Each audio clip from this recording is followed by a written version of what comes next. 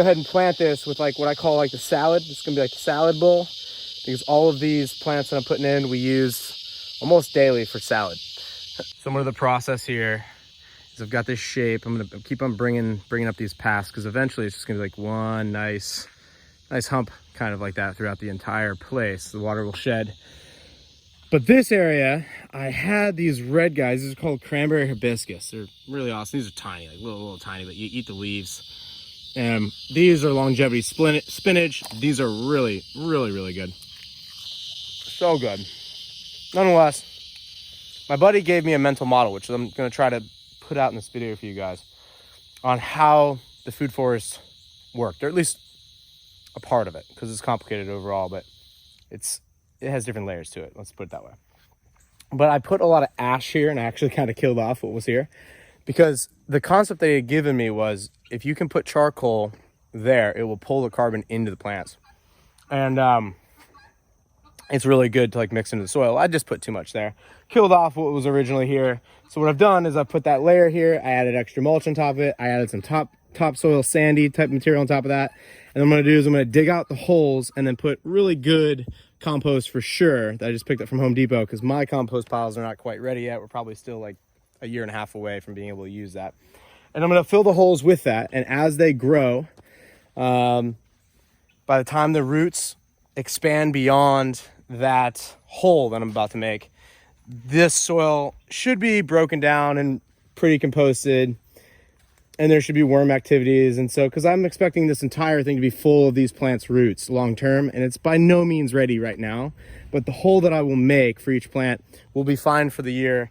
And then within like a 2-year period of time, this soil would just be like beautiful. So I'm gonna go ahead and get it planted out. All right. So I'm gonna go out and get some plants planted, because last night I tried, but it just got dark. Somebody keeps changing the timing on me. I'm not sure why they keep changing the timing on me. Like, what's going on with this? Why do the clocks change? Why do we do this? It's probably a government conspiracy, but nonetheless, what I've got going on today is I'm gonna pull some longevity spinach out of the hydroponics tank. I'll show you guys how I did that. I'll also link to that video. And they're gonna have nice roots on them. We're gonna pot those up into new pots, and then the ones that were previously placed into pots that have a really nice root structure to them now, we're gonna go ahead and plant out in the food forest. I'm gonna show you what I've got going on. I've layered the soil, so I did like mulch, and then I did ash, and then I did a little bit of topsoil, but really it's like fill dirt, because this is Florida and everything's essentially sand. Even if it's like a little bit darker of a sand, it's still sand. So what I'm gonna do is I'm gonna fill those holes, since like the mulch, the compost, and the ash hasn't really broken down into like a really nice potting soil. I'm gonna make the holes a little bit larger than they need to be, and then I'm gonna fill them with store-bought compost, some organic compost I got. So that'll get them going for like the next year or two while the rest of the soil around them breaks down. And then moving forward, 3, 4, 5 years from now, people should just be like, whoa man, how these plants just fire. And it's just gonna, because it's like got worms, it's got like good micronutrients in there. And it's just gonna be like, it's gonna be like its own little self-perpetuating little situation there. So let's go ahead and get them planted, because every day you wake up and the news stories just get crazier and crazier, and you're like, you know what? I'm kind of looking forward to food shortages if this actually goes down. Like I'm kind of at that spot where it'd be kind of fun to just hang out, read books, garden, maybe occasionally shoot the deer that are like continually eat everything around here, and just hang out, just let this thing happen. Because I think that it's important at this point in time that you have at least a few months of dry goods, like rice, honey, and beans. I mean, that's like literally all you need. It's not that appetizing, but you add some like some spices or some sauces or whatever there that keep. I mean, even if they're like Taco Bell sauce packets, it would allow you, if there's a toilet paper run, but it happened to be on like food shelves, or something got weird, or your local store had a riot and the other stores got bought out around you, to not go into panic mode. So when everyone else goes into panic mode, and I do believe we're going to see this, I don't hope that we see this, but we might very well see this as the country continues to decline, you can get to the spot. Don't be a dumb American and be like, oh, it can't happen here, Trav. We've had a civil war on this soil 3 freaking times, and we're due. So yes, it can definitely happen here. It has happened here. And I think that just the way that you deal with it is you prevent being part of the chaos. And if you can purchase food now at a decent price, and then it continues to inflate because they're going to run their inflation machine and run it and run it and run it until they cannot run it anymore, and then heaven forbid there's a hyperinflation, and things get weird and things aren't available, or there's a hyper rapid deflation and people lose stock account wealth, poof, like that, housing value, poof, like that, and it just evaporates, which is very likely at the end of a debt cycle. We're in an 80 to 90 year debt cycle. We're at the end of it, and they're pumping it, trying to keep the balloon going, but it's gonna come down. I don't think that there's a way that they're gonna be able to exit this situation. They got out of 08 by kicking the can down the road, and we're out of road, and that can has gotten very big. And so I think that there's gonna be a day of reckoning.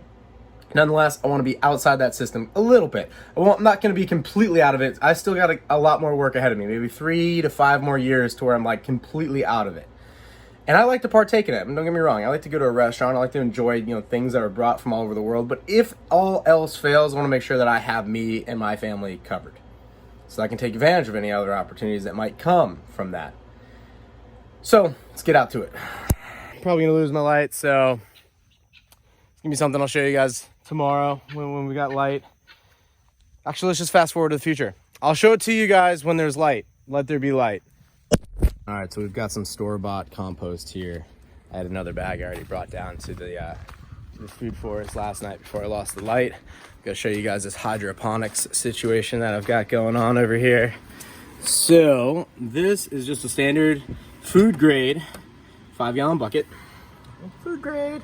I've got an irrigation pump in there, like really tiny, like Harbor Freight one, and I've got it on a 30-minute timer on, 30 minutes off, and I make cuttings of these plants, and boom, look at that. That's like 2 weeks of growth right there. The things are looking great.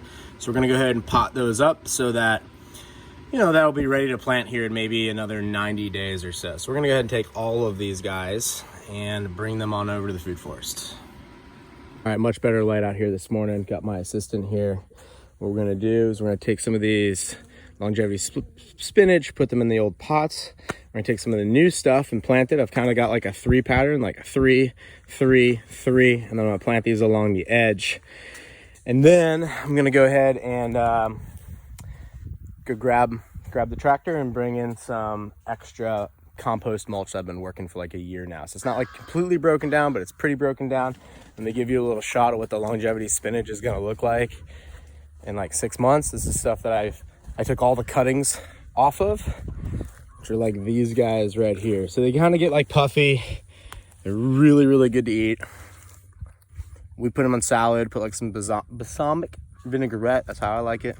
Do whatever you like, but do that. Tomatoes and cranberry hibiscus, which I killed off because I put too much ash from my burn pit. So I've been like ashing down some oak, and I just put too much of it on it, and it like kind of made it go boom.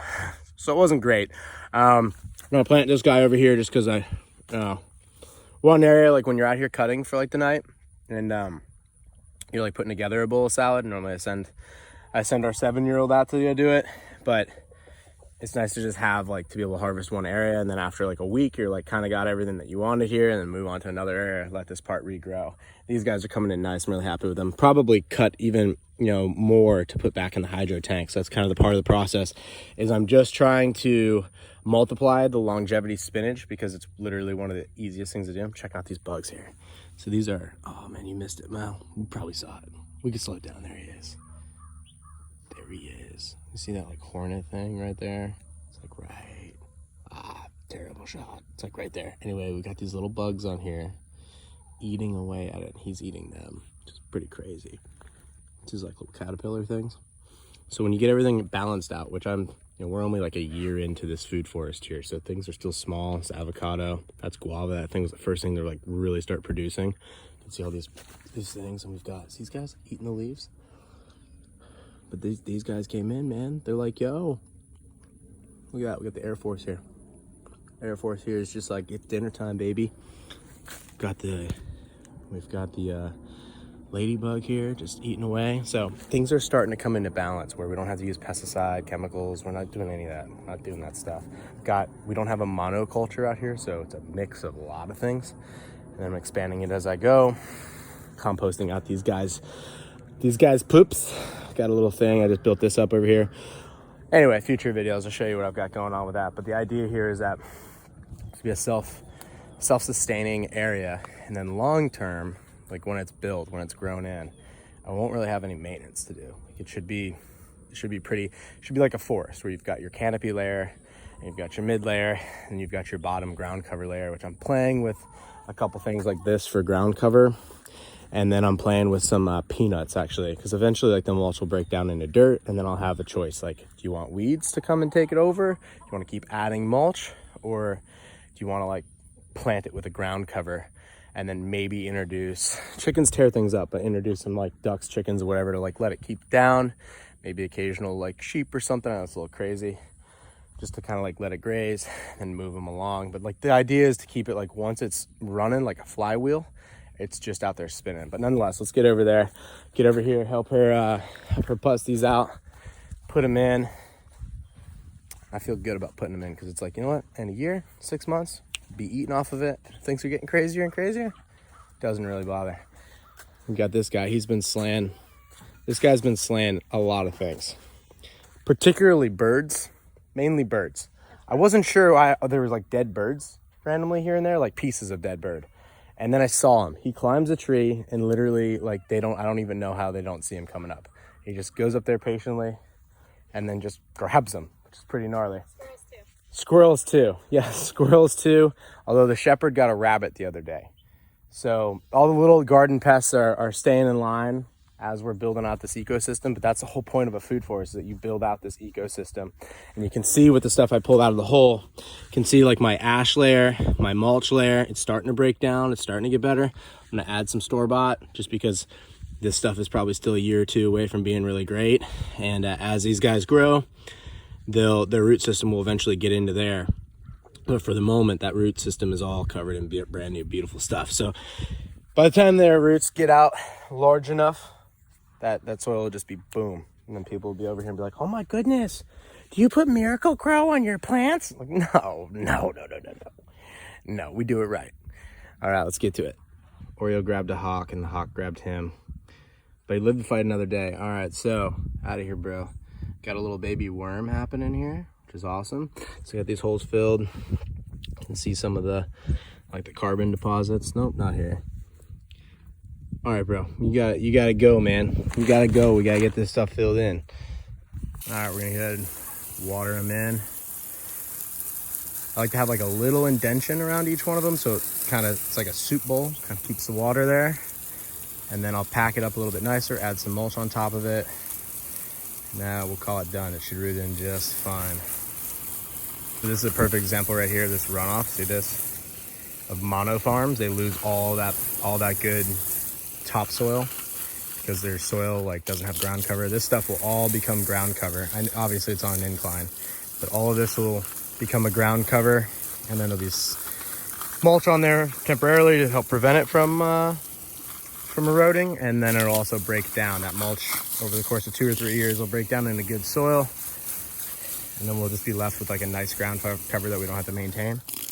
All right, we've got our longevity spinach that just came out of the hydro tank. We'll water them in nice and light. We're gonna keep them underneath the mango tree this time instead of the oak tree. They were getting a little acidic, and they like to be kept in shade temporarily, until they harden up a little bit. All right, I'm gonna go ahead and grab the tractor and add some nice mulch on top of this. We've got these beautiful soup bowls here.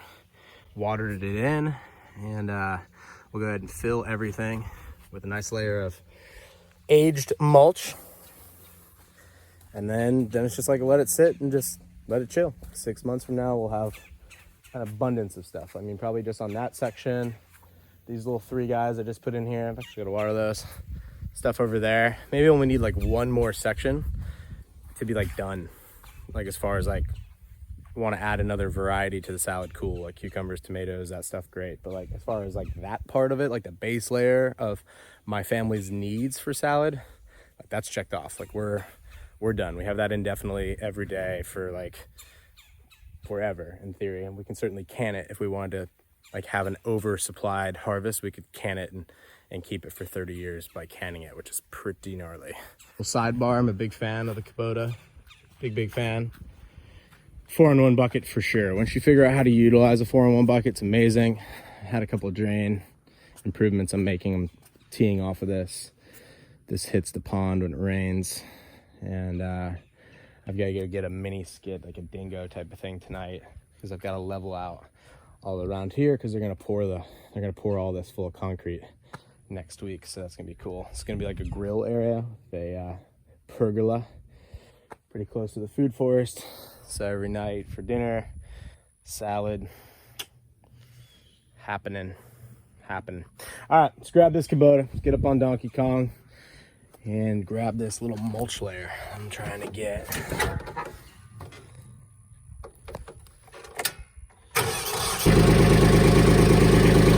All right, so checking out our mulch situation here. All I'm doing here is having tree companies drop their tree chippings, and then on the occasion, because I've got bamboo and things like that, I burn out here. This is like a piece of char left over.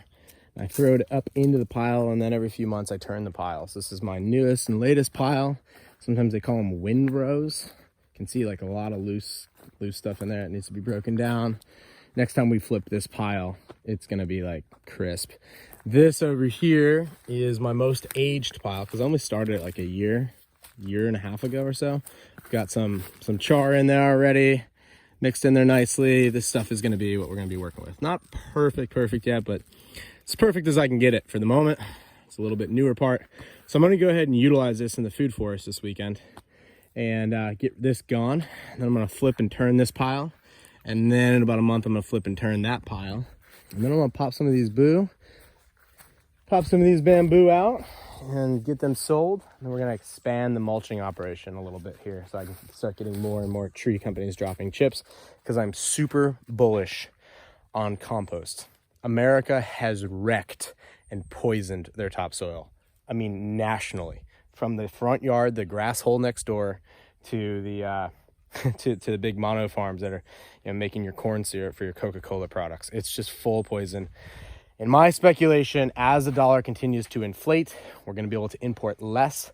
If you look at the population by you got to look at how many people are eating here and where is their food coming from. And what you'll find is it's coming from Colombia, it's coming from South America, it's coming from Mexico, it's coming from other regions that are not local.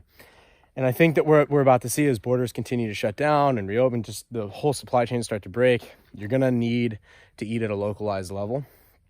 And I think that there's going to be this short squeeze in like, oh my gosh, we have no growing medium.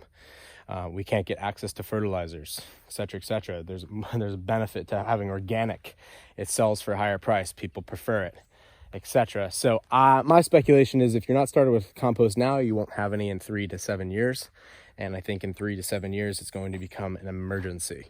And so the price of compost now, maybe $50 a yard when that's like aged and nice.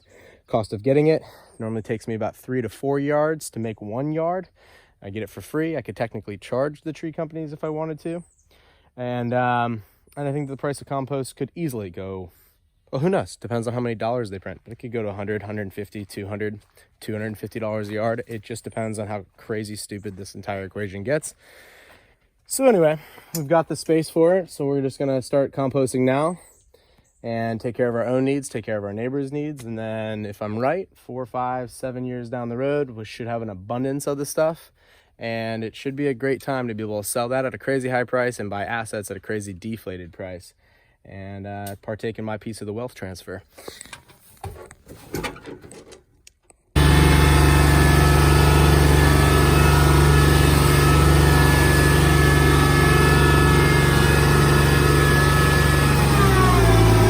Got our mulch in here, leftover mulch. We're just starting to build up this area. I have no idea what's going to go in here. We've got some dragon fruit that's going to climb this fence, and then as the soil breaks down, we'll find something to put in there.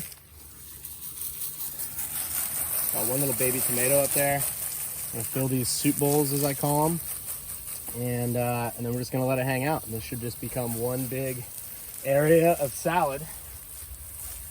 And that's it. Dunzy. Oh, you know what we gotta do?